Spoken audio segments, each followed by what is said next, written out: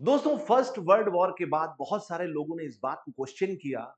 लाखों लोगों की मौत हुई फर्स्ट वर्ल्ड वॉर में और बहुत सारे बच्चे अनाथ हो गए और बहुत सारे बड़े-बड़े ज्ञानी लोगों ने कहा कि ये जीवन किसके कंट्रोल में है?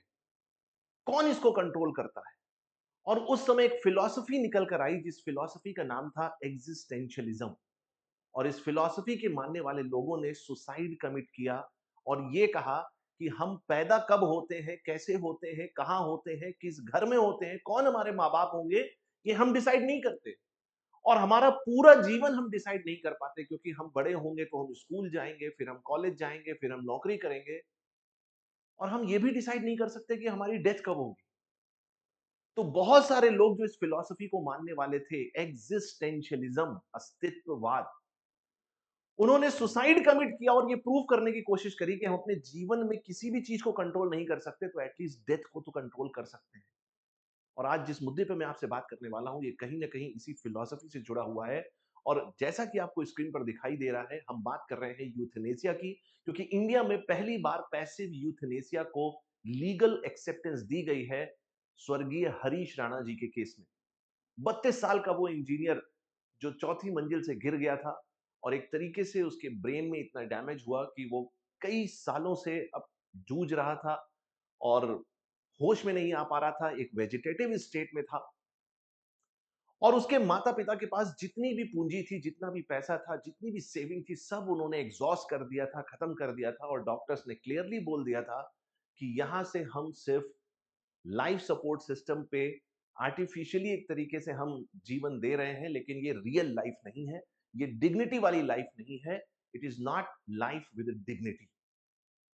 और तब वो समय आया जब हरीश राणा का केस पहुंचता है सुप्रीम कोर्ट में और वहां पर सुप्रीम कोर्ट ने एक लैंडमार्क जजमेंट दिया और ये कहा कि राइट टू लाइफ में राइट टू डाई छुपा हुआ है। मतलब राइट टू लाइफ सिर्फ जीना नहीं है, बल्कि राइट टू लाइफ ये डिसाइड भी करता है कि किसी भी इंसान का जो जीवन है वो किस डिग्निटी के साथ एंड हो। क्योंकि अगर कोई मेडिकली इस कंडीशन में है कि कई सालों से वो अनफिट है, दूसरों पे डिपेंडेंट है और उसके घर वाले इस स्थिति में नहीं है कि उसकी आगे उसको प्रोलॉन्ग किया जाए, क्योंकि यहां पर क्योर करने की बात नहीं हो रही है, यहां पर डेथ को डिले करने की बात हो रही है। तो इस लैंडमार्क जजमेंट में सुप्रीम कोर्ट ने क्या कहा, तो हम दोस्तों स्टार्ट करेंगे सती सती प्रथा से। जो सती का पूरा इकोसिस्टम था, क्या फिलॉसफी थी, उसकी भी हम चर्चा करेंगे, बहुत इंटरेस्टिंग होने वाला है। फिर हम जैन फिलॉसफी में सालेखन की बात करेंगे, जिसमें इच्छा मृत्यु की बात करी जाती है। और इस पूरे के पूरे डिस्कशन में हमारा जो मेजर फोकस रहेगा वो रहेगा अरुणा शानबाग के केस के ऊपर, जिसने कहीं ना कहीं भारत में यूथनेसिया के जड़ें स्टैब्लिश करी कि किस तरीके से इच्छा मृत्यु को भारत में लीगल एक्सेप्टेंस मिला। हम इस पूरे मामले की चर्चा करेंगे और सबसे पहले मैं स्टार्ट करता हूं सती से।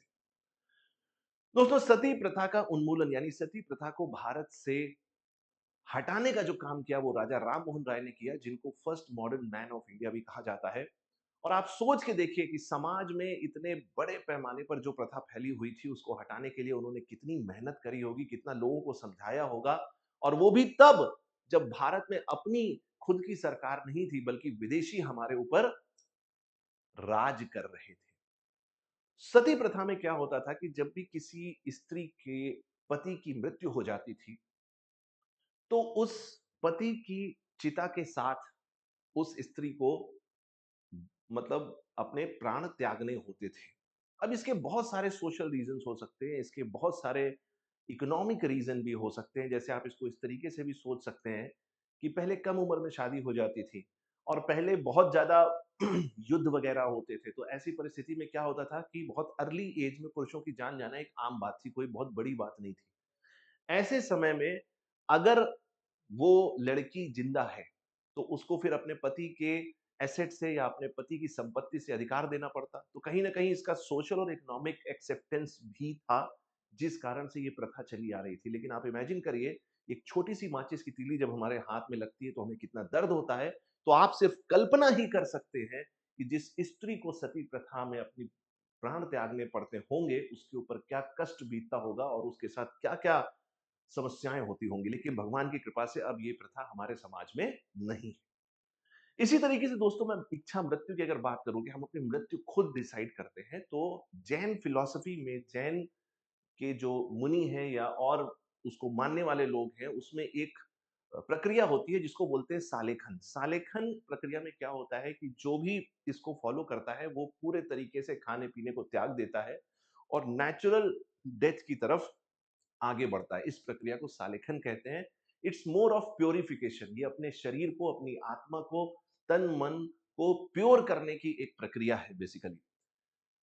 और दोस्तों फिर हम डिटेल में बात करेंगे अरुणा शानबाग के केस की। अरुणा शानबाग का केस एक ऐसा केस है भारत में जिसने यूथेनेसिया की जड़ें एस्टैब्लिश करी। हम इसके बारे में थोड़ी डिटेल में बात करेंगे और इसके पूरे प्रोसेस के बारे में बात करेंगे, कैसे-कैसे ये केस इवॉल्व हुआ। तो दोस्तों आज के सेशन में हम बात करने वाले हैं द इवोल्यूशन ऑफ डिग्निटी। यहाँ पर हम जब डिग्निटी की बात करते हैं, तो ये डिग्निटी ऑफ लाइफ नहीं है, मतलब राइट टू लाइफ आर्टिकल 21 की कॉन्स्टिट्यूशन में हम जो बात करते हैं, उसमें सिर्फ right to life and life with dignity नहीं है, बल्कि टू डाई विद डिग्निटी भी इंक्लूडेड है, जो कि हाल ही में सुप्रीम कोर्ट ने अपना वर्डिक्ट दिया है या वर्जन दिया है, जिसमें पहले जब शुरुआत हुई थी अरुणा शानबाग के केस की, तो सुप्रीम कोर्ट ने मना कर दिया था कि नहीं भाई, राइट टू लाइफ में राइट टू डाई नहीं है।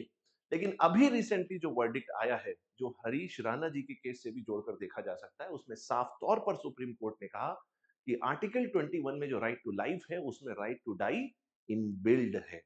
तो चलिए हम दोस्तों समझने की कोशिश करते हैं कि किस तरीके से हमारे संविधान का जो आर्टिकल 21 है, मीडिया एथिक्स है और एंड ऑफ लाइफ लॉ है इंडिया में, उसको हम कैसे आपस में जोड़कर देख सकते हैं। देखिए, जब भी आप इस तरीके की किसी भी विषय पर चर्चा करते हैं, तो ये बड़ा इंपॉर्टेंट हो जाता है कि उस विषय से जुड़े हुए जो इंपॉर्टेंट वर्ड्स हैं, उसके मतलब आपको समझ में आए। तो आई होप आपको समझ में आता है मेडिकल एथिक्स से आप क्या समझते हैं। आई होप आपको समझ में आता है आर्टिकल 21 जो है हमारे कॉन्स्टिट्यूशन में राइट टू लाइफ की बात करता है, जो one of the one of the most important article और बेसिक स्ट्रक्चर है हमारे कॉन्स्टिट्यूशन का, जिसको चेंज करना इतना आसान नहीं है। उसके मल्टीपल इंटरप्रिटेशंस होते रहते हैं, जैसे जैसे समय की डिमांड आती है, जब सुप्रीम कोर्ट के पास नए इश्यूज सामने आते हैं, तो वहां पर इसके कई बार मल्टीपल इंटरप्रिटेशंस हुए हैं। जो हाल ही में अभी चेंज हुआ है, ये भी इसका एक नया लेटेस्ट इंटरप्रिटेशन है।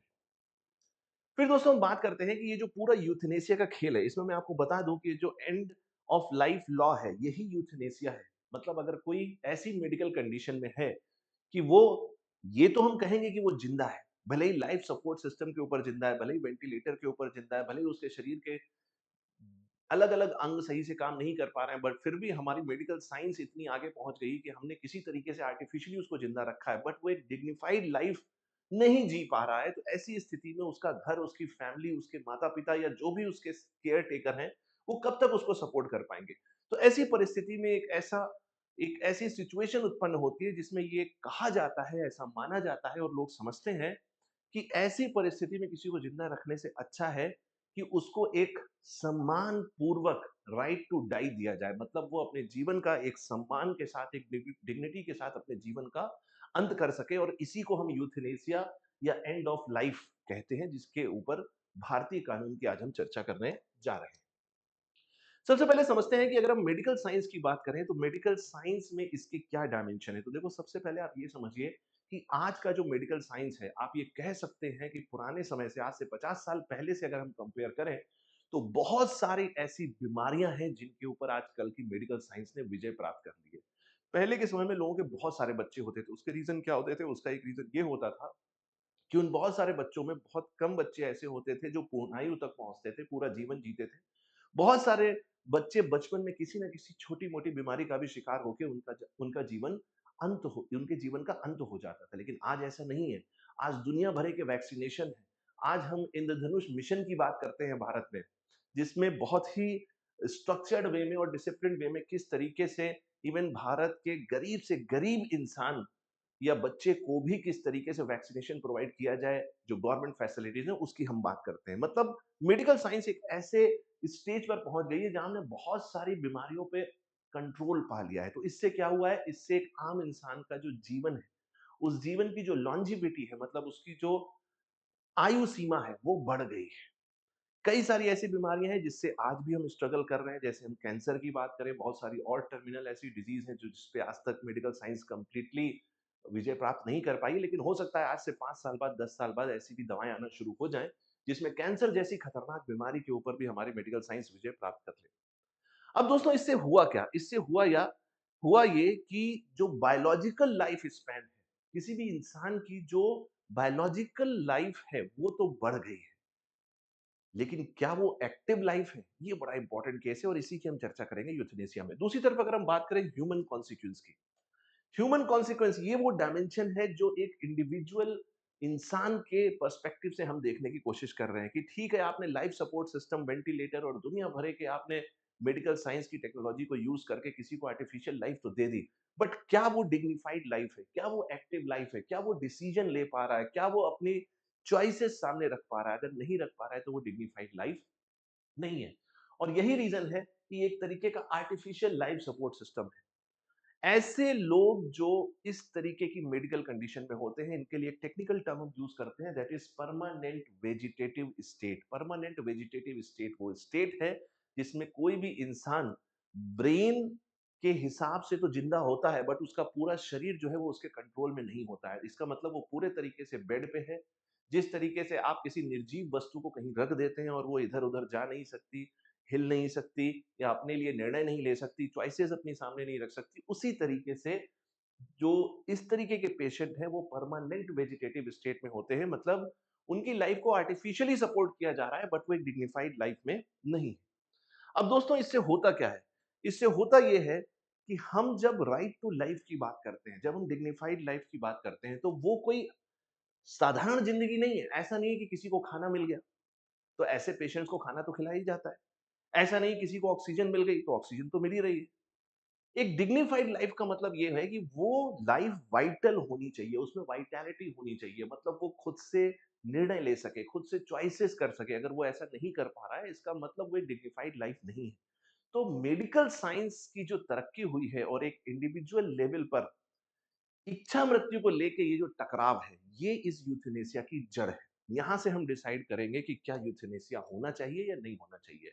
अब इस पूरे के पूरे केस में जो सबसे इम्पोर्टेंट विषय हमारे सामने आता है वो है अरुणा शानबाग का केस। अरुणा शानबाग का केस जो है, इसकी जो जड़ें हैं वो 1973 1973 से जो है ये स्टार्ट होती हैं, जिसमें मुंबई के एक हॉस्पिटल, केईएम हॉस्पिटल में, तो ये एक नर्स थी और इनके साथ बड़े ही बेरहमी से इनके साथ घटनाएँ हुई और इनके ऊपर अत्याचार किया गया, जिसकी वजह से इनके ब्रेन में बड़े पैमाने पर डैमेजेस हो गए और इनकी जो स्पाइनल कॉर्ड है, सर्वाइकल कॉर्ड है, उसमें भी बहुत सारी इंजरीज़ हो गई और इस वजह से इनका ब्रेन तो ज़िंदा था, बट इनका जो पूरा शरीर था वो इनके कंट्रोल में नहीं था।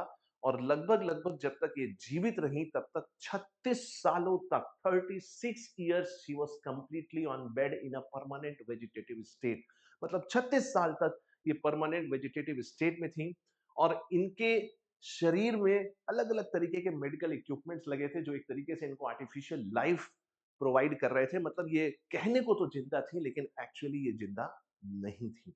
ना ये सुन सकती थी, ना बोल सकती थी, ना चल सकती थी। एक नॉर्मल लाइफ के लिए जो बेसिक चीजें हैं वो ये नहीं कर सकती थी। अब दोस्तों इस कहानी में मोड़ आता है 2011 में, क्योंकि 2011 में इनकी एक काफी क्लोज मित्र थी जो इनकी केयर भी काफ़ी हद तक करती थीं, जिनका नाम है पिंकी विरानी। और पिंकी विरानी ने भारतीय संविधान के अनुच्छेद 32 यानी कि आर्टिकल 32 जिसमें हम रिट पिटिशंस की बात करते हैं, उसको यूज़ करते हुए ये अर्जी दाखिल करी कि इस तरीके का जीवन मैं नहीं चाहती कि अरुणा शानबाग का हो और उसको ये छूट दी जाए, उसको ये अधिकार दिया जाए कि वो उसकी जो दोस्त है अरुणा शानबाग है, उसके जीवन का एक डिग्निफाइड तरीके से अंत किया जा सके। अब ज़रा ध्यान से समझिए इसमें सबसे बड़ा पेंच क्या हुआ? इसमें सबसे बड़ा पेंच ये हुआ कि भारत में कई सारे ऐसे कानून हैं, स्पेशली अगर हम इंडियन पीनल कोड की बात करें, अगर हम 306 की बात करें, 309 की बात करें, तो वहाँ पर किसी को भी सुसाइड में एबेट करना या सुसाइड करना, इसको क्राइम माना जाता है। तो उस दृष्टिकोण से देखें तो इस यही रीज़न था कि इस केस में इसको हामी नहीं दी गई, इसको कोर्ट के द्वारा रजामंदी नहीं दी गई और पैसिव यूथनेसिया को भी अलाउ इंडिया में नहीं किया गया। क्या है पैसिव यूथनेसिया, क्या है एक्टिव यूथनेसिया, उसकी भी हम चर्चा करेंगे। थोड़ा-सा आपको पेशेंस रखना पड़ेगा। तो ये वो समय था जब उस समय वर्चुअली ए डेड इंडिविजुअल, मतलब अगर किसी का ब्रेन डेड नहीं है तो उसको डेड घोषित नहीं किया जाएगा, तो उसको डेड घोषित नहीं किया जाएगा। और यही रीज़न था जिसकी वजह से कोर्ट ने इसमें रजामंदी नहीं दी। अब ज़रा समझने की कोशिश करते हैं कि हमारा जो संविधान है, उसमें इस मुद्दे के ऊपर क्या-क्या इश्यूज़ हैं और कैसे हम उसको रिलेट कर सकते हैं। तो सबसे पहले आपको समझना होगा कि इसको हम 2 पार्ट में डिवाइड कर सकते हैं। एक तरफ है इंडिविजुअल, वो इंसान जिसके ऊपर हम ये चर्चा कर रहे हैं, जो परमानेंट वेजिटेटिव स्टेट में है, जिसके लिए यूथेनेसिया का डिमांड किया जा रहा है, और दूसरी तरफ है गवर्नमेंट या राज्य। अब लॉ में लॉ में एक कानून होता है, एक लॉ होता है जिसको हम बोलते हैं पेरेंट्स पैट्रिए। पेरेंट्स पैट्रिए का मतलब क्या होता है? पेरेंट्स पैट्रिए का मतलब होता है पेरेंट टू द नेशन, मतलब जो सरकार होती है उसकी ये जिम्मेदारी होती है कि उसके नागरिक का जो जीवन है वो किस तरीके से बेहतर बनाया जाए। ये जिम्मेदारी किसकी होती है?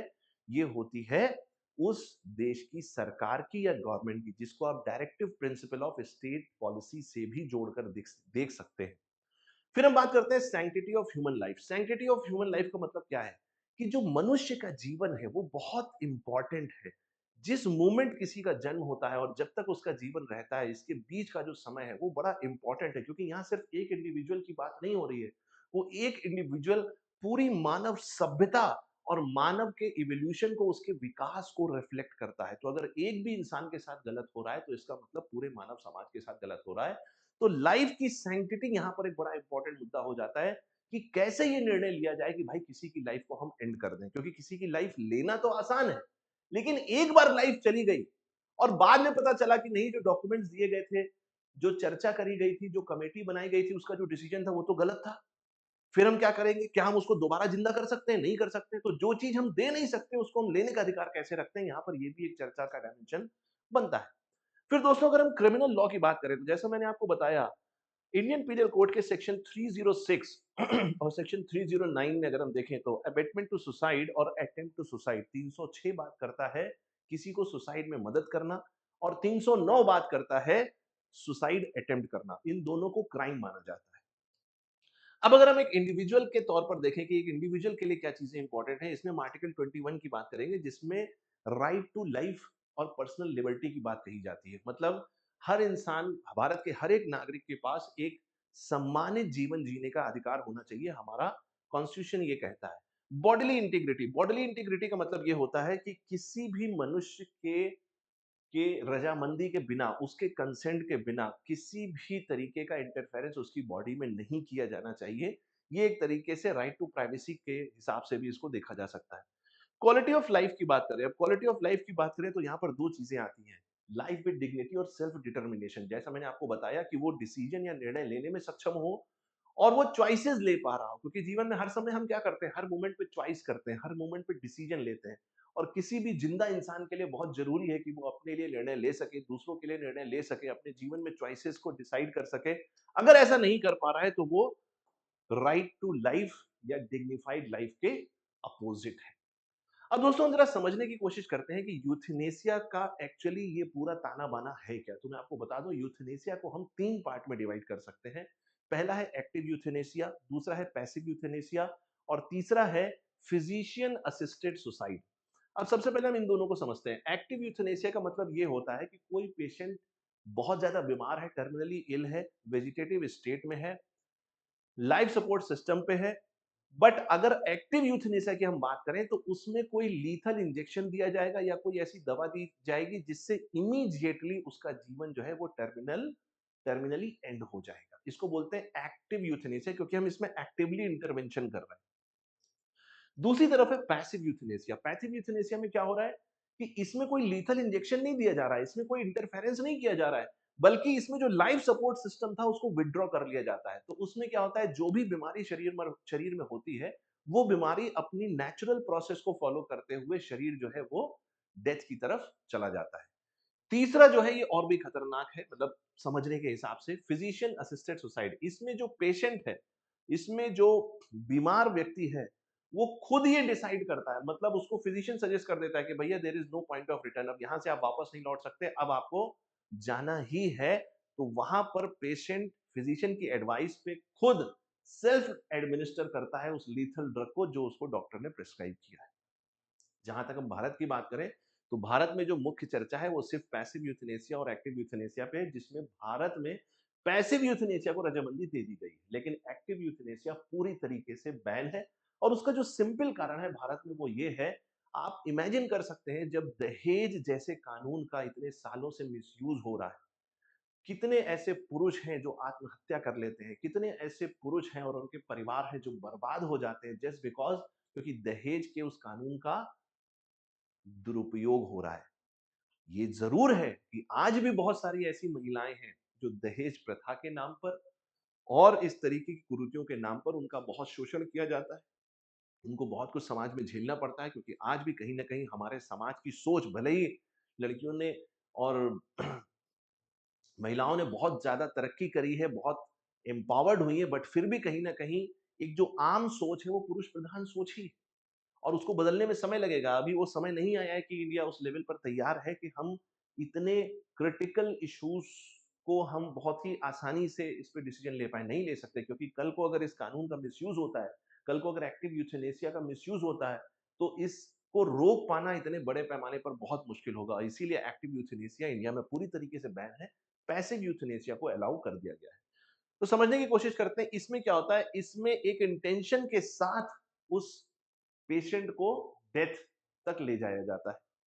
यहां पर क्या है, सपोर्ट सिस्टम हटा दिया पैसिव यूथनेसिया में तो ऑटोमेटिकली जो बीमारी है वो धीरे-धीरे प्रोग्रेस करके डेथ की तरफ इंसान चला जाता है। फिजिशियन असिस्टेड में क्या है, इसमें पेशेंट पूरा सब कुछ डिसाइड कर रहा है कि कब उसकी डेथ होगी, कैसे वो अपनी लाइफ को एंड करेगा। फिर दोस्तों अगर हम लीगैलिटी इन इंडिया की बात करें तो जैसा मैंने आपको बताया कि एक्टिव यूथनेसिया इंडिया में पूरी तरीके से इल्लीगल है और इसमें आप इंडियन पिनल कोड की धारा 299 और 300 को इसमें जोड़कर दे सकते हैं जिसमें मर्डर और कल्पेबल होमिसाइड की बात कही जाती है। पैसिव यूथनेसिया को देखें तो इसको लीगल कर दिया गया है इंडिया में, जो कि हालांकि इस हरीश राणा जी की स्वर्गीय हरीश राणा जी के केस में हुआ। इसको इंडियन पिनल कोड के सेक्शन 92 से देखा जाता है जिसमें हम गुड फेथ एक्सेप्शन की बात करते हैं। गुड फेथ एक्सेप्शन के मतलब, अब देखो जिसके जीवन को एंड करने की हम बात कर रहे हैं, उससे हम पूछेंगे तो हमें वहां से तो कोई रिस्पॉन्स मिलेगा नहीं। तो एक अच्छी भावना के साथ, एक अच्छी इंटेंशन के साथ जो भी उसके केयर टेकर हैं, जो भी उसका रख-रखाव कर रहे हैं, जो उसका इतने सालों से देखभाल कर रहे हैं, जिनके पास रिसोर्सेज़ नहीं है, आप कल्पना ही कर सकते हैं कि स्वर्गीय हरीश राणा के केस में जब उसके माता-पिता ने ये याचिका दाखिल करी होगी कि भैया हम अपने बेटे का जीवन यहाँ समाप्त करना चाहते हैं। आप सिर्फ कल्पना ही कर सकते हैं उस माता-पिता के ऊपर क्या गुज़री होगी। जब वो बच्चा उनके हाथ में पहली बार आया था और जब उन्होंने उसको अंतिम विदाई दी होगी, सिर्फ उस घड़ी की, उस कष्ट की कल्पना ही की जा सकती है। दोस्तों अगर हम बात करें फिजिशियन असिस्टेड सुसाइड की तो ये तो इंडिया में कंप्लीटली बैन है। इसकी कोई दूर-दूर तक इसकी कोई भी लीगैलिटी इंडिया में नहीं है और इसको डायरेक्ट आप रिलेट कर सकते हैं अबेटमेंट टू सुसाइड। अबेटमेंट का मतलब होता है हेल्प करना, किसी को सुसाइड करने में हेल्प करना, तो ये पूरी तरीके से इल्लीगल है। सिर्फ और सिर्फ पैसिव यूथनेसिया इंडिया में अलाउड है। अब दोस्तों हम बात करते हैं अरुणा शानबाग के केस की। अरुणा शानबाग का केस किस तरीके से इवॉल्व करता है, तो जैसा मैंने आपको बताया कि इस केस की शुरुआत होती है 1996 में ज्ञान कौर के मामले से। ज्ञान कौर के मामले में क्या हुआ, जब सुप्रीम कोर्ट ने ये क्लियरली बोला कि जो राइट टू लाइफ है उसमें राइट टू डाई इंक्लूड नहीं है और इसको रिलेट करके देखा गया सुप्रीम कोर्ट के द्वारा सेक्शन 306 और 309 से, जिसमें अटेम्प्ट टू सुसाइड और अबेटमेंट टू सुसाइड की बात कही गई है। फिर दोस्तों 2011 में केस आता है अरुणा शानबाग का, जब पिंकी बिरानी जो इनकी केयर टेकर थी, जो इनकी मित्र थी, जब उन्होंने ये केस फाइल किया कि अरुणा शानबाग इतने लंबे समय से परमानेंट वेजिटेटिव स्टेट में है, उनको यूथनेसिया अलाउ किया जाए। तो यहां पर कोर्ट ने जो डिसीजन लिया वो ये लिया that it allows passive euthanasia in exceptional cases via high court approval. मतलब यहां पर पैसिव यूथनेसिया को पूरी तरीके से अलाउ नहीं किया गया। उसमें कहा गया कि हाई कोर्ट अगर डिसाइड करे तो ऐसा किया जा सकता है। However, it operates on a flawed interpretation, treating it as a legislative issue rather than a fundamental right। मतलब यहाँ पर मुद्दा था कानूनी दांवपेच का। यहाँ पर वो फंडामेंटल इशू डिस्कस नहीं हो रहा था इस समय कि एक्चुअली इसका कॉन्स्टिट्यूशनल इंटरप्रिटेशन क्या है। कॉमन कॉज केस जो कि 2018 में आया, ये वो समय था जब पहली बार बहुत ही ग्राउंड ब्रेकिंग तरीके से इसके ऊपर एक डिसीजन लिया गया और डेफिनेटिव ब्रेक थ्रू था और सुप्रीम कोर्ट ने कहा कि dignity in the process of dying is as much part of right to life under 21 passive euthanasia recognized as a constitutional right. अब ध्यान से समझना इस बात को। हो सकता है आपके एग्जाम में ही आपसे पूछ लिया जाए कि पैसिव यूथनेसिया को भारतीय संविधान में कॉन्स्टिट्यूशनल राइट, संवैधानिक राइट कब बनाया गया? तो उसका आंसर क्या हो जाएगा? 2018। जरा इस क्रोनोलॉजी को समझना, क्रोनोलॉजी इंपॉर्टेंट है। फिर दोस्तों हम बात करें डॉक्ट्रिन ऑफ डबल इफेक्ट की। जब पैसिव यूथनेसिया को अलाउ किया गया, मतलब जो आर्टिफिशियली लाइफ दी गई है या लाइफ सपोर्ट सिस्टम है उसको विथड्रॉ किया जाता है, तो उसको हम दो तरीके से दे सकते हैं। एक तो ये तरीका हो सकता है द इंटेंडेड आउटकम। अब इसमें क्या किया गया है कि वो इंसान जो इस दौर से गुजर रहा था, इस बीमारी से गुजर रहा था, दुनिया भर के मेडिकल इंस्ट्रूमेंट उसके शरीर में लगे हुए थे, तो कहीं ना कहीं वो बहुत पेन में था, वो बहुत सफरिंग में था, और वो इस अवस्था में नहीं था कि वो अपने लिए डिसीजन ले पाए। तो यहाँ पर इसको देखा गया है गुड फेथ से, जो आईपीसी का सेक्शन 92 है, कि अगर हमें किसी और के लिए डिसीजन लेना हो तो हम किस भावना और किस इंटेंशन से ले रहे हैं, तो कोर्ट ये मान के चलता है कि आप सही भावना और सही इंटेंशन से ही डिसीजन ले रहे हैं। दूसरा इसका जो डायमेंशन है, the patient will die underlying illness, मतलब अब आपने लाइफ सपोर्ट सिस्टम हटा दिया तो अब जो बीमारी है वो अपने नेचुरल ग्रोथ की तरफ जाएगी और जो पेशेंट है उसकी मृत्यु हो जाएगी। बट यहां पर ये समझना जरूरी है कि इसमें डॉक्टर का कोई इंटरफेरेंस नहीं है, डॉक्टर इसमें कुछ गलत डिसीजन नहीं ले रहा है। डॉक्टर जो है उसका इंटेंशन किल करने का नहीं है, जो कि पहले कंफ्यूजन ये क्रिएट किया जा रहा था। दोस्तों जो 2018 का केस है, जिसको हम common cause versus Union of India case के नाम से जानते हैं, इसमें जस्टिस डी वाई चंद्रचूड़ ने उस समय कहा था, to deprive an individual of dignity towards the end of life is to deprive the individual of a meaningful existence. मतलब अगर हम किसी को उसके जीवन लीला को समाप्त करने की डिग्निटी से अछूता रखते हैं या दूर रखते हैं, तो इसका मतलब हम उसके एक मीनिंगफुल एग्जिस्टेंस से उसको दूर रख रहे हैं। और मैंने स्टार्टिंग में आपको जो फिलॉसफी बताई थी, एग्जिस्टेंशियलिज्म की फिलॉसफी, आप इससे इसको जोड़कर देख सकते हैं। और हो सकता है कि आपके एग्जाम में, जो नेक्स्ट ईयर एग्जाम आप देंगे, उसमें कहीं ना कहीं एग्जिस्टेंशियलिज्म की फिलॉसफी से रिलेटेड क्वेश्चन पूछ लिया जाए, जो कि वर्ल्ड वॉर वन के जस्ट बाद आया था, तो उसको थोड़ा अच्छे से आप देख लीजिएगा। अब इसमें हम जरा पैराडाइम शिफ्ट की बात करते हैं कि किस तरीके से इस मुद्दे के ऊपर जो कोर्ट का व्यू है वो कैसे चेंज हुआ। Moves away from the Shanbag ruling, which subordinated the patient interest to the fears of the society, doctor towards supreme individual autonomy and quality of life. अब ध्यान से समझना, द इंस्टीट्यूशनल इम्पैक्ट। अब यहां पर बात करी गई पहली बार लिविंग विल्स के बारे में। लिविंग विल्स के बारे में, जब कोई जीवित है, जब कोई इस स्थिति में है कि अपने लिए डिसीजन ले सकता है, तो जैसे कोई अपनी संपत्ति को अधिकार किसी को देता है कि मेरे मृत्यु के बाद मेरी संपत्ति इसको चली जाए, इतनी इसको मिल जाए, इतना इसको मिल जाए, उसी तरीके से लोग मेडिकल विल भी बना सकते हैं। और मेडिकल विल का जो नाम है वो है एडवांस मेडिकल डायरेक्टिव। इसका जो पूरा नाम है वो है एडवांस मेडिकल डायरेक्टिव, जिसमें यूथनेसिया के बारे में चर्चा की जा सकती है। अब देखिए इसमें एथिकली क्या डायमेंशन है, किस तरीके से जो इंसान अपने लिए खुद निर्णय लेने में समर्थ नहीं है। Ethical framework for the incapacitated. Incapacitated मतलब जो अपने लिए निर्णय लेने में समर्थ नहीं है। अब इसमें अगर हम दोस्तों बात करें, तो इसमें जो पहला डायमेंशन है वो है सब्जेक्टिव वाइज का। सब्जेक्टिव वाइज का मतलब, जब कोर्ट को ये डिसीजन लेना होता है कि यूथनेसिया अलाउ करे या ना करे, तो वो सबसे पहले सब्जेक्टिव वाइज को देखता है। सब्जेक्टिव वाइज मतलब ये देखा जाता है कि जिस इंसान की जीवन लीला समाप्त करने की बात करी जा रही है, उसकी जगह अगर होते तो हम कैसे सोच रहे होते। इसको बोलते हैं सब्जेक्टिव वाइज। दूसरी तरफ दोस्तों अगर हम बात करें, तो वो है अप्लाइंग ऑब्जेक्टिव मेडिकल असेसमेंट। अब इसमें जो असेसमेंट हो रहा है उस मुद्दे का, वो कौन कर रहा है? उसको देखने वाले जो डॉक्टर्स हैं, यानी कि एक मेडिकल बोर्ड सेटअप किया जाता है, और वो बोर्ड ये डिसाइड करता है कि क्या वाकई में स्थिति उस मोड़ तक पहुंच गई है कि अब यहां पर किसी भी तरीके से वापस आ पाना मुश्किल है, और यहाँ पर जीवन लीला समाप्त करना एकमात्र उपाय है। ये कौन डिसाइड करता है? ये वो मेडिकल बोर्ड डिसाइड करता है। तो दो तरीके से ये डिसीजन लिया जाता है, क्योंकि जो इंसान खुद के लिए डिसीजन नहीं ले पा रहा है, तो उसमें एक तो ये देखा जाता है कि अगर वहां पर हम होते तो कैसे डिसीजन लेते, और दूसरा मेडिकल बोर्ड एक ऑब्जेक्टिव डिसीजन लेता है। अब अगर आप लिविंग विल को देखें, जो इस समय बहुत ज्यादा चर्चा में है, तो इसमें सबसे पहला पॉइंट होता है ट्रिगरिंग कंडीशन। मतलब ऐसा एकदम से क्या हो गया कि कोई जाकर अर्जी दे रहा है कि भैया हमें यूथनेसिया अलाउ कर दो। सबसे पहले इस चीज को चेक किया जाएगा कि वो ट्रिगरिंग इवेंट क्या है। अगर यहां पर सक्सेस मिल जाती है, सेकंड है स्पेसिफिक रिफ्यूजल। स्पेसिफिक रिफ्यूजल का मतलब ये है कि ये जो कानून बनाया जाएगा या इससे ऊपर जो भी चर्चा करी जाएगी, उसका किसी भी तरीके से मिसयूज ना हो। इसके लिए बहुत जरूरी है कि इसमें जगह जगह पर ऐसे पॉइंट्स दिए जाएं जिससे इस यूथनेसिया को रोका जा सके। जैसे यहां पर ये कहा जाएगा कि अगर ये प्रूव हो जाता है explicitly stating that the medical treatment which merely delays the process of death without curing the ailment is refused. इसके कहने का मतलब ये है कि यहाँ पर आर्टिफिशियल लाइफ ही पॉसिबल है, इसके आगे नेचुरल लाइफ पॉसिबल नहीं है और सिर्फ डेथ को डिले किया जा रहा है, तो ये स्पेसिफिक रिफ्यूजल यहाँ पर चेक किया जा सकता है। प्रॉक्सी अपॉइंटमेंट का मतलब वो पेशेंट खुद तो डिसीजन नहीं ले पा रहा है, तो उसकी जगह जो भी उसका केयरटेकर है, जो भी उसके गार्जियन है या जो भी उसके रिश्तेदार हैं या उससे जुड़े हुए लोग हैं, वो एक ऑब्जेक्टिव डिसीजन ले कि क्या ऐसा किया जाना चाहिए या नहीं किया जाना चाहिए और फाइनली यहाँ पर उसके सिग्नेचर जो उसको एग्जीक्यूट कर रहा है। अब जैसा मैंने आपको बताया कि ये बहुत ज़रूरी है कि इस तरीके का कानून जिसमें पैसिव यूथनेसिया की हम बात कर रहे हैं, भारतीय समाज में उसका मिसयूज़ ना हो उसके लिए कौन-कौन सी प्रावधान रखे गए हैं। तो इसमें बेसिकली 4 तरीके से इसको चेक किया गया है। सबसे पहले बात करी गई है कैपेसिटी की। कैपेसिटी का मतलब ये है कि ये डिसीजन सिर्फ़ उसी के द्वारा लिया जा सकता है, किसी भी पेशेंट के लिए जो उससे जुड़ा हुआ हो, वो एक एडल्ट हो, उसका दिमाग सही तरीके से काम कर रहा हो और वो बिना किसी दबाव या किसी प्रभाव के ये डिसीजन ले रहा हो।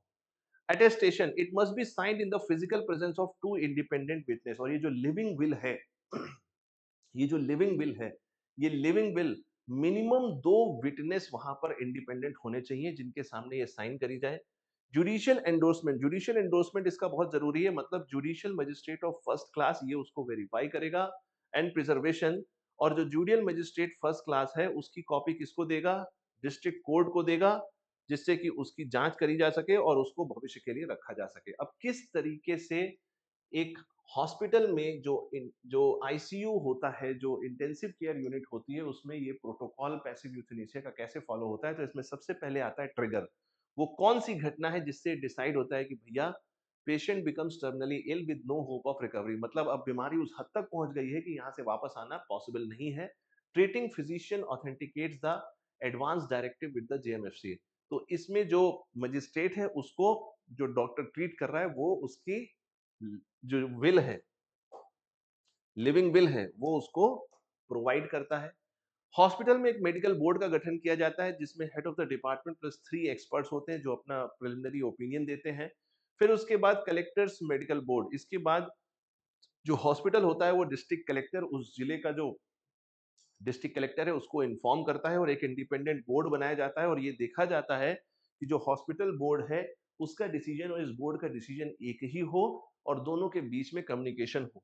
और फाइनल जुडिशियल ऑथराइजेशन, तो इसमें जो कमेटी बनाई गई थी, मतलब जो सीडीएमओ होता है वो ये डिसीजन लेता है on the basis of magistrate कि वो पेशेंट को विजिट करे और फाइनली ऑथराइज करे कि लाइफ सपोर्ट सिस्टम को हटा लिया जाए। तो ये प्रोसेस फॉलो होता है। अब इस पूरे पूरे मुद्दे में इसमें फ्रिक्शन कहाँ पर आ रहा है, इसमें समस्या कहाँ पर आ रही है? तो इसको हम 2 तरीके से समझ सकते हैं, पेशेंट रिवोकेशन एंड इनकैपेबिलिटी। अगर कोई पेशेंट इस सामर्थ्य में है कि किसी भी मोमेंट उसको लगता है कि नहीं मुझे ये डिसीजन नहीं लेना है, तो उसी समय इसको रोका जाएगा। If the circumstances arise that the patient clearly did not anticipate or if the directive is ambiguous, the medical board will ignore it. अगर उस लिविंग विल में या किसी भी तरीके से पेशेंट ने जो बात कही है, अगर उसमें कंफ्यूजन है, उसमें एम्बिग्युइटी है या क्लैरिटी नहीं है कि हमें यूथनेसिया पैसिव यूथनेसिया अलाउ करना चाहिए कि नहीं करना चाहिए, तो हमेशा उस पेशेंट की लाइफ को बाय डिफॉल्ट सपोर्ट किया जाएगा, ऐसा डिसीजन नहीं लिया जाएगा। सो बेसिकली यहाँ पर जो कॉन्सेप्ट है वो कॉन्सेप्ट कौन सा फॉलो होता है? गुड फेथ या बेस्ट इंटरेस्ट का। अपीलिंग एंड इंस्टीट्यूशनल रिफ्यूजल किस किस जगह पर इस पैसिव यूथनेसिया के केस को रिफ्यूज किया जा सकता है? तो सबसे पहले जो मेडिकल बोर्ड है उसके ऊपर जिम्मेदारी जाती है कि उसको पूरी तरीके से सही तरीके से जांच करनी चाहिए कि अगर ट्रीटमेंट हटा लिया जाए तो तो क्या वाकई में it amounts to passive euthanasia? ऐसा तो नहीं है कि गलत डिसीजन लिया गया है, तो यहाँ पर इसको चेक किया जाता है। और मान लो अगर मेडिकल बोर्ड ने रिफ्यूज कर दिया तो अब उसके बाद क्या ऑप्शन है? उसके बाद ऑप्शन ये है कि उसकी जो फैमिली है प्रॉक्सी है, या प्रॉक्सी मतलब उसकी जगह पर जो दूसरा डिसीजन ले रहा है या जो डॉक्टर उसको ट्रीट कर रहा है, वो आर्टिकल 226 किसकी बात करता है? Writ petitions in the high court. 32 किसकी बात करता है? Writ petitions in the supreme court. तो आर्टिकल 226 के अकॉर्डिंग रिट पिटिशंस दायर कर सकता है। The High Court will then constitute an independent committee of 3 doctors to make the final and binding ruling. तो फिर हाई कोर्ट क्या करेगा इसके बाद? हाई कोर्ट 3 डॉक्टर्स की एक कमेटी बनाएगा और उन 3 डॉक्टर्स की कमेटी का जो निर्णय होगा वो फाइनल निर्णय होगा। अब दोस्तों देखते हैं कि अंतर्राष्ट्रीय स्तर पे अगर हम दुनिया में देखें, ग्लोबल जूरिस्प्रूडेंस देखें, तो उसमें एंड ऑफ लाइफ केयर किस तरीके से क्या-क्या प्रावधान है। तो सबसे पहले हम बात करेंगे नीदरलैंड और बेल्जियम जैसे देशों की, जहां पर एक्टिव यूथेनेसिया और फिजिशियन असिस्टेड सुसाइड ये लीगल है। इसको नोट कर लीजिए, कहीं पर इंपॉर्टेंट है। मतलब एक्टिव यूथेनेसिया, इंटेंशनली इंटरवीन करना, लीथल इंजेक्शन देना, और फिजिशियन असिस्टेड सुसाइड ये लीगल है। और सबसे इंपॉर्टेंट ये है कि ये जो पूरा प्रोसेस है, it is strictly based on due care. मतलब पूरे प्रोसेस को बहुत सही तरीके से एग्जीक्यूट किया जाए, ये इस बात के ऊपर निर्भर करता है, जो कि छोटे देशों में तो पॉसिबल है, जहां पर लिटरेसी रेट बहुत हाई है, जहां लोग समझदार हैं, पढ़े लिखे हैं, उनके पास रिसोर्सेज है, वहां तो पॉसिबल है, बट इंडिया जैसे देश में पॉसिबल नहीं। स्विट्जरलैंड की बात करें, तो यूथेनेसिया का जो सबसे यूनिक एग्जाम्पल हमें देखने को मिलता है, वो स्विट्जरलैंड में देखने को मिलता है, क्योंकि यहाँ पर जो एंड ऑफ लाइफ केयर है, euthanasia by a doctor is illegal. मतलब कोई डॉक्टर अगर कहेगा कि यूथेनेसिया करो, लाइफ को एंड करो, पर्पसफुली एंड करो, अगर कोई इस वेजिटेटिव स्टेट में है, तो उसको कंप्लीटली इलीगल माना जाएगा। बट अगर असिस्टेड सुसाइड है, मतलब पेशेंट खुद ये काम करता है, तो वो लीगल है। और इंटरेस्टिंग बात ये है कि ये नॉन सिटीजन पे भी अप्लाई होता है। तो स्विट्जरलैंड अगर घूमने जा रहे हैं, तो सोच समझ के घूमने जाइएगा। फिर दोस्तों, हम बात करें यूनाइटेड स्टेट्स की, तो यूनाइटेड स्टेट्स में एक्टिव यूथेनेसिया जो है कंप्लीटली बैंड है। बट जो फिजिशियन असिस्टेड सुसाइड है, वो कुछ कुछ सिलेक्टेड जो स्टेट्स हैं यूनाइटेड स्टेट्स के, उसमें अलाउड है, जिसका एग्जांपल है वॉशिंगटन और ओरेगन। ठीक है। इंडिया की अगर हम बात करें, तो इंडिया में स्ट्रिक्टली एक्टिव यूथेनेसिया जो है वो बैन है, इंडियन पिनल कोड 300 के अंतर्गत। और असिस्टेड सुसाइड ये भी पूरी तरीके से बैन है, सिर्फ और सिर्फ पैसिव यूथेनेसिया, और वो भी only through the advance directives और मेडिकल बोर्ड प्रोटोकॉल्स। मतलब अगर किसी ने अपनी लिविंग विल इस तरीके की लिखी हुई है, या मेडिकल बोर्ड ये डिसीजन लेता है, तभी इसको अलाउ किया जाएगा, वरना उसको भी अलाउ नहीं किया जाएगा। तो ये जो ओवरऑल मुद्दा है, इसको हम किस तरीके से कंक्लूड कर सकते हैं, हम ये देख सकते हैं कि सुप्रीम कोर्ट ने जो निर्णय लिया, उसमें ये कहा गया कि हम जब राइट टू लाइफ की बात करते हैं, तो लाइफ का मतलब ये नहीं कि किसी की धड़कन चल रही है, किसी का ब्रेन जिंदा है। मतलब कोई बायोलॉजिकली जिंदा है, तो उसका मतलब ये नहीं है कि वो जिंदा है। नहीं, राइट टू लाइफ का मतलब ये है कि जो लाइफ है, वो वाइटैलिटी से भरपूर हो। मतलब राइट टू लाइफ में उस इंसान का, उस जीवन का वाइटल होना बहुत इंपॉर्टेंट है। वो निर्णय ले सके, है ना, वो चॉइसेस डिसाइड कर सके। एडवांस डायरेक्टिव्स की दोस्तों अगर हम बात करें, तो they are more than medical instructions. ये सिर्फ कोई मेडिकल इंस्ट्रक्शन नहीं है जिसको हम लिविंग विल की बात कर रहे हैं, ये किसी के जीवन को समाप्त करने का एक प्रोसेस है। So they are constitutional instrument of privacy and autonomy, और हर एक किसी भी इंसान के लिए बहुत प्राइवेट डिसीजन है। They ensure that the sanctity of life includes the right to passage bereft of suffering. मतलब कोई भी इंसान अपने जीवन के आखिरी समय में इतने कष्टों में ना रहे, और ऐसी सैंक्टिटी ऑफ लाइफ, मतलब जीवन की पवित्रता को देखते हुए इसकी चर्चा इंडिया में करी गई, और इसको एक एक्सेप्टेंस दी गई।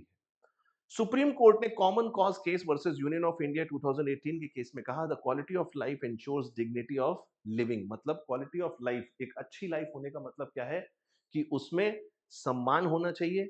But dignity is but a process in realizing the sanctity of life. मतलब डिग्निटी ऐसा नहीं है कि आपने किसी को 5 किलो चावल दे दिया, 5 किलो गेहूं दे दिया, तो डिग्निटी ऑफ लाइफ हो गया। नहीं, इसका मतलब ये है, it is a process that leads to sanctity of life. जीवन की पवित्रता को हमें इसमें बेस में रखना पड़ेगा। तो दोस्तों, आज के सेशन में आई होप आपने काफी कुछ सीखने की कोशिश करी होगी, काफी मजा भी आपको आया होगा, बहुत इंटरेस्टिंग फैक्ट्स मैंने डिस्कस किए। मिलते हैं ऐसे किसी सेशन में। Till then, goodbye, take care, all the best. Thank you so much. Thank you everybody.